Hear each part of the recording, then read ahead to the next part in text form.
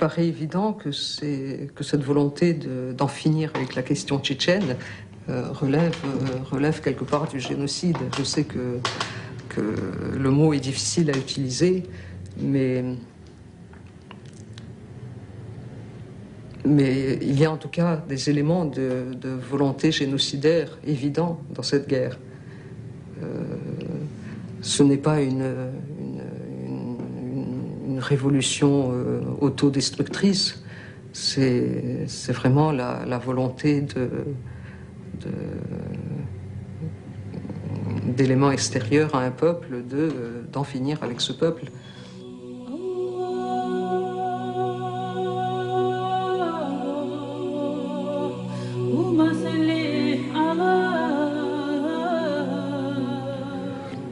Je pense que le cas de la guerre tchétchène est sans doute celui où l'objectivité, garder le milieu, est sans doute le plus difficile à tenir.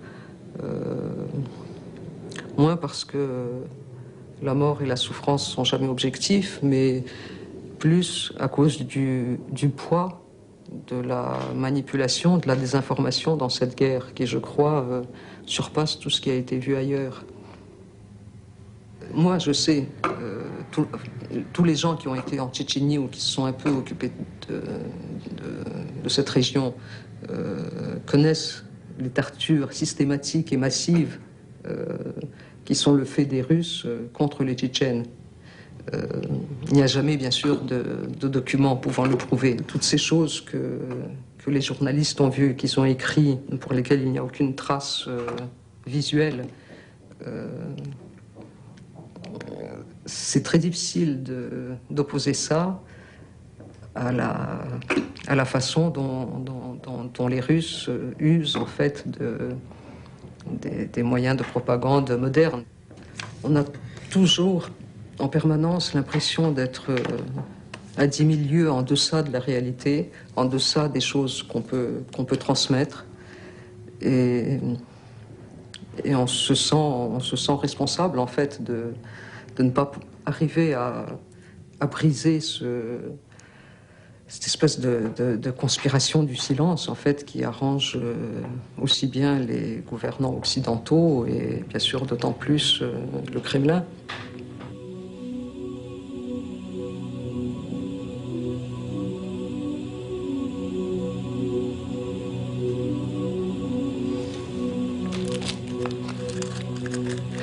Je me souviens par exemple de cette lettre qui m'est tombée entre les mains tout à fait par hasard, qui a été écrite par un des gardes de la sinistre prison, en fait, centre de filtration, comme disent les Russes, de Tchernakozov. C'était une lettre que ce garde, qui était en fait révolté par ce qu'il voyait ou ce qu'on lui faisait faire, sans doute, avait écrit sur 4 pages d'écolier. C'était un cri du cœur, c'était une bouteille à la mer. Il racontait le traitement inhumain qui était infligé à des gens qui, disait-il, étaient innocents. Et ce garde disait, mais si quelqu'un peut arrêter cette situation inhumaine, faites quelque chose. Et donc j'ai pu la transmettre à l'Organisation des droits de l'homme russe Mémorial, qui l'a lue à la radio. C'était comme une respiration, en fait, un peu de vérité qui perçait sur cette guerre.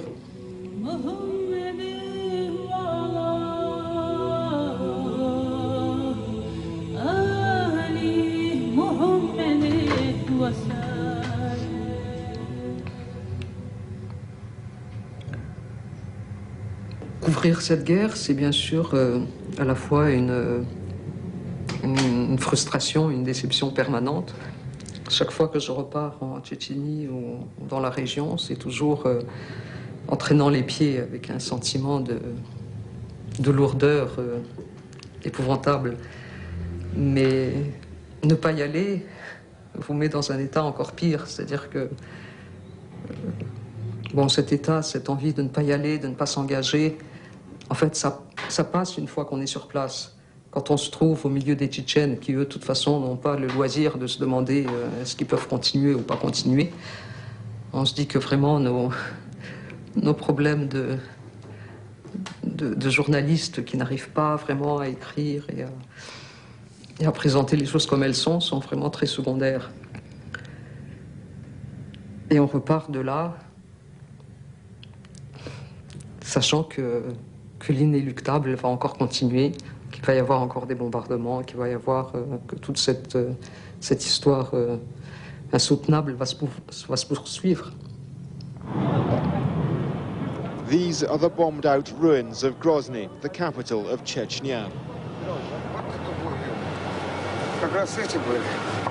It's where Andrei Babitsky was last seen before he fell into the hands of the Russian military authorities and disappeared.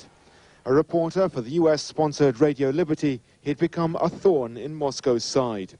The Kremlin feared his reports from rebel-controlled Chechnya might undermine its efforts to orchestrate coverage of the conflict. It took 2 weeks for the Russians to admit they'd arrested him on the grounds that he didn't have the correct military accreditation for working in Chechnya.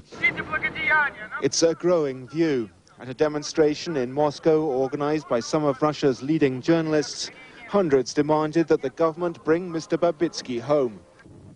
But on the 3rd of February, video film shot by the Russian security services showed him being traded, allegedly to Chechen fighters, in return for Russian prisoners of war. Moscow said it had washed its hands of him. Je me rappelle encore d'un sentiment d'inévitable malheur en apprenant la disparition d'Andrei Babitsky en Tchétchénie en janvier 2000. Profondément russe de son âme, Andrei est devenu étranger dans son pays natal. Journaliste radio, il avait pris la caméra avec le sentiment que la parole ne suffisait plus comme preuve. Il a vu l'abîme désespérant de l'arbitraire en Tchétchénie. Il lui est devenu impossible de vivre en Russie. On m'a arrêté par hasard, parce que tout simplement, je n'ai pas pris la bonne route pour quitter Grozny. Mais par la suite, les événements étaient dirigés par Moscou. Et s'il n'y avait pas eu toutes ces réactions de protestation inattendues pour le pouvoir, je ne serais pas sorti vivant de Tchétchénie. То, наверное, я из Чечни живым бы не выполз. Вот.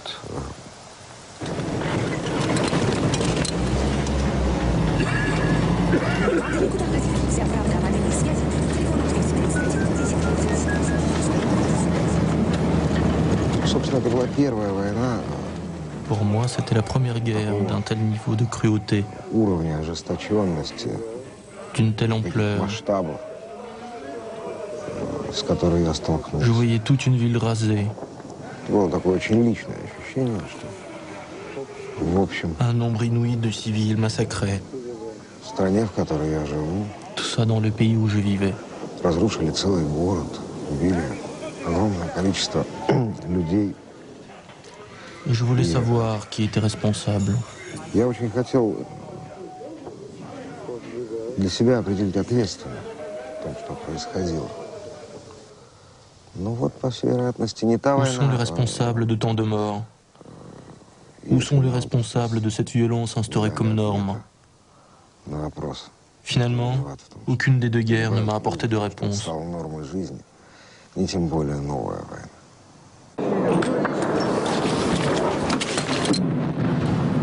Аллаху Акбар! Аллаху Акбар!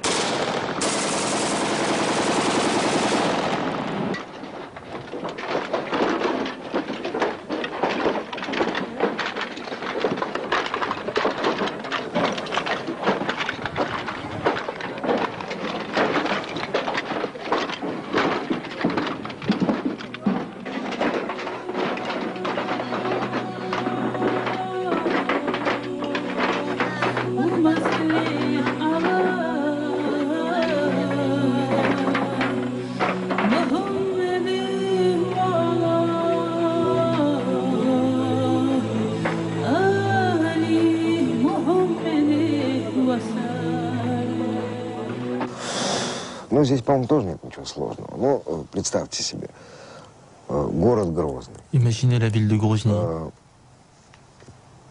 Окружен со всех сторон. encerclée de toutes parts, Его разбивают в пыль. Артиллерия. pilonnée par l'artillerie, bombardés par l'aviation. Российские политики и военные утверждают, что Les гражданское politiques население в russes et основном les покинуло militaires город.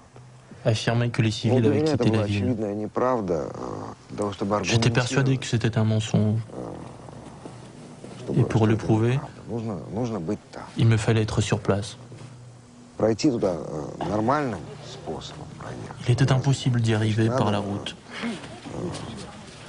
Пробираться какими-то волчьими тропами, что, собственно, я и делал. J'ai dû passer par des chemins de loup.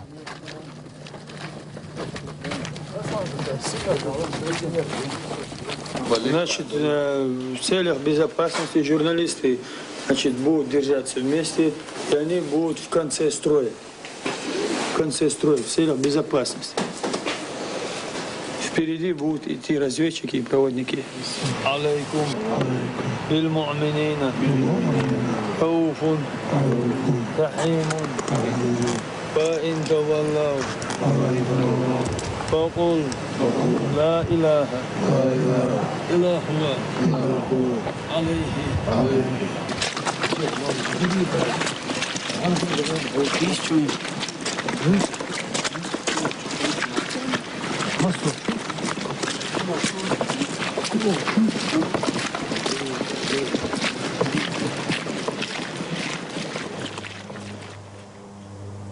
Грозным, я должен сказать, À Grozny, j'ai eu l'impression de me retrouver à Leningrad появилось понимание того, что представлял pendant le blocus de la Deuxième Guerre mondiale. Ленинград, блокированный Ленинград во время Второй мировой войны.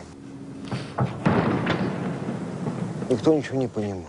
Personne ne Никто не comprenait rien, понимал, когда это закончится. Никто не понимал, ni pourquoi on continuait à bombarder des civils, убивать ni quand ça se terminerait. людей, которые еще живы. Вот. Я говорил с девочкой. J'ai parlé avec une petite fille, Русская девочка в une подвале. écolière de CM1, Ходил по подвалам, une petite fille russe que j'ai rencontrée dans une cave, où les gens vivent pour У s'abriter. нее не было вообще представления о том, что война когда-нибудь закончится. Война — это такая жизнь.